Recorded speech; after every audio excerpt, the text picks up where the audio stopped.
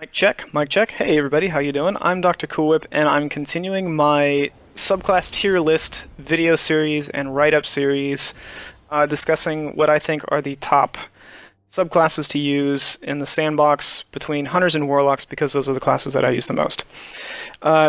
Today we're going to start off with the what is it called? Way of the Wind. I was still focused on warlocks and had the attunements, and I didn't want to mess that up.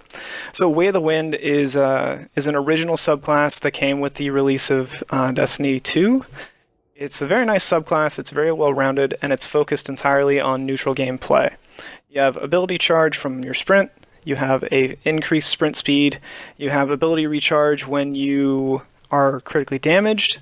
And when I say ability recharge when you sprint, that means your dodge, not your grenade or melee. But you do recharge your grenade and melee ability when you're critically damaged, and then when you dodge, you also have the added upside of having a small shield around you, which reduces the damage that you take while you're dodging.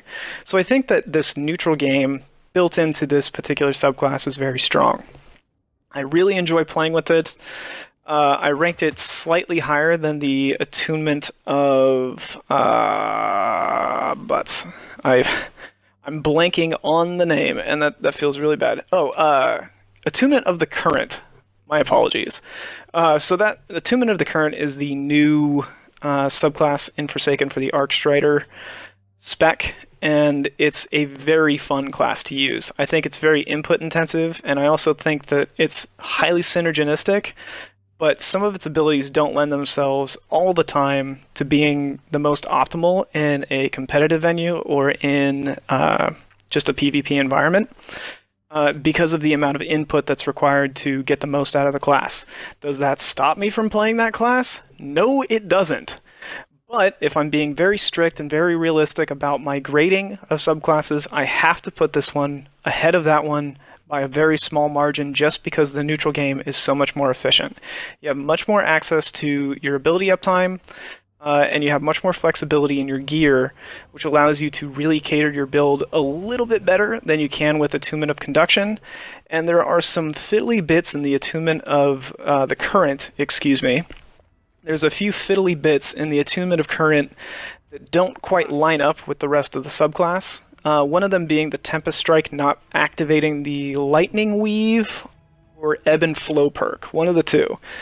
It doesn't activate the Ebb and Flow perk, which would be really nice if it did. I'm not sure if it's bugged or not, but I do think that it should, especially if it's not going to one-hit with that particular melee. It should be able to count as an arc ability, but it just currently doesn't.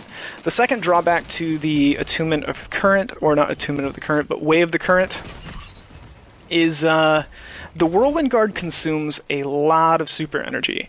So while its effect is extremely powerful and allows you to have a very limiting effect on your opponent's ability to push you or maintain dominance in the map or shut you down, it consumes a lot of your energy. So you either bank all in on blocking damage and lead a charge into the opponents, or you double down on that and use it as a save your skin mechanic when there's another super, or just use it as a regular super. But the problem is that it just consumes too much energy as of right now. I'm fairly certain that there will be an exotic in the future that synergizes with that, and I'm looking forward to when that happens. But currently, I can't really rank it higher than this class, because the neutral game of this class is just better than all of the other Arcstrider classes. It allows for stat builds like I'm using. I'm using a 7-3-8 split, so high mobility, reasonable resilience, and then an 8 recovery. And the recovery synergizes with my dodge, which has a shield, which reduces the damage that I take when I am dodging. And that hastens the time until I recover, for the most part. In some situations it can.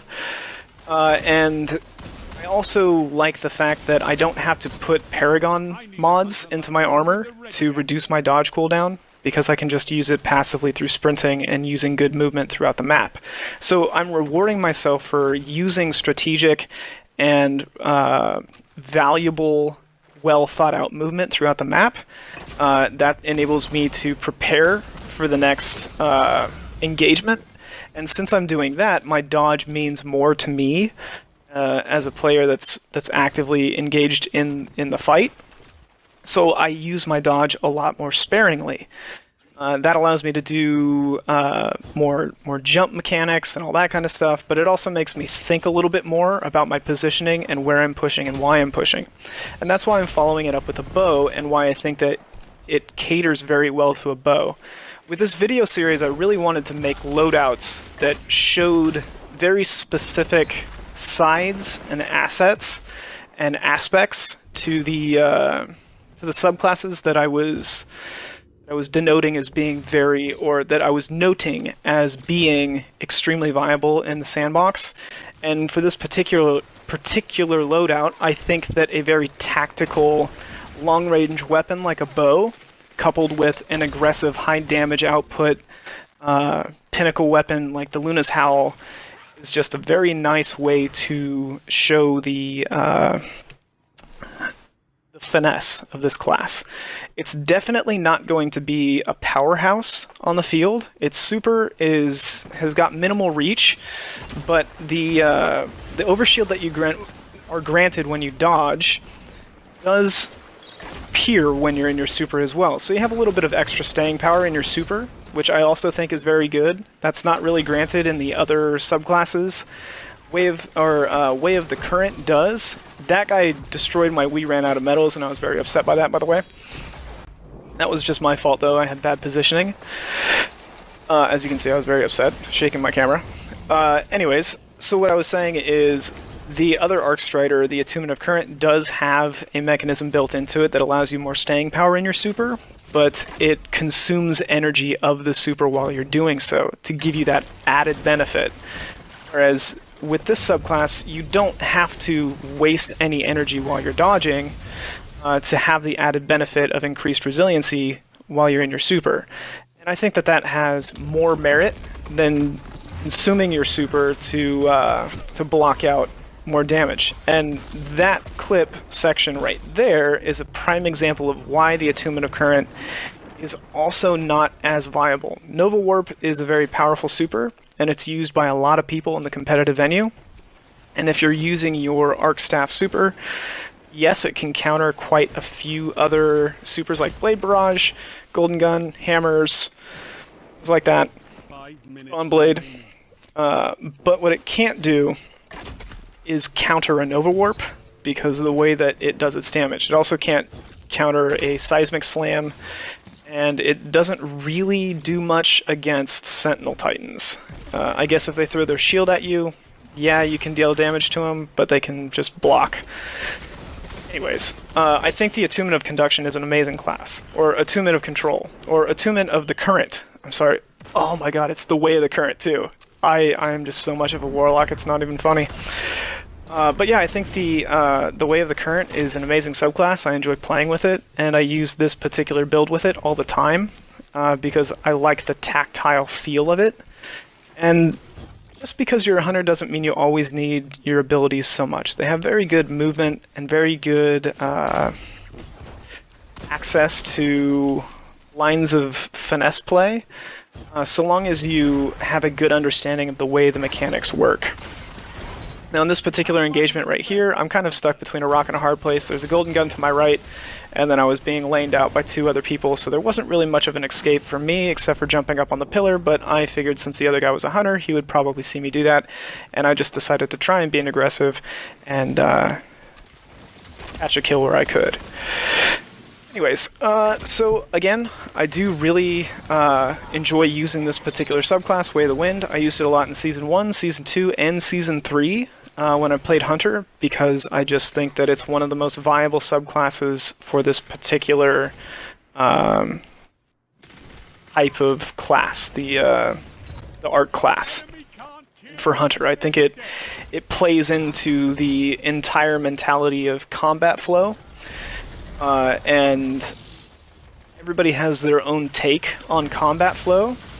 While my build that I'm exhibiting in the background is not everybody's ideal version of what combat flow could be or has the potential of being, this is a very minimalist approach to maximizing the hunter advantages that are in the game and built into the class. Now, I did win that gunfight. I apologize for my game cutting out. I'm on Xbox again, and I only have 10 minutes to record during a game, and since I'm doing an intro section to each of these videos detailing the loadout and discussing the subclass that I'll be using, that's the only way that I have access to recording, and I have no control over the loading times or how long the game matches take.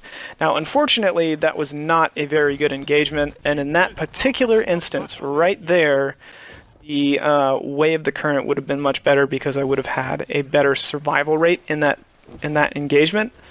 But again, I think in the general scope of playing in the Crucible, this subclass is better and more well-rounded in the neutral game and requires less finesse and less input to get the maximum benefit from the abilities that are built into the subclass tree.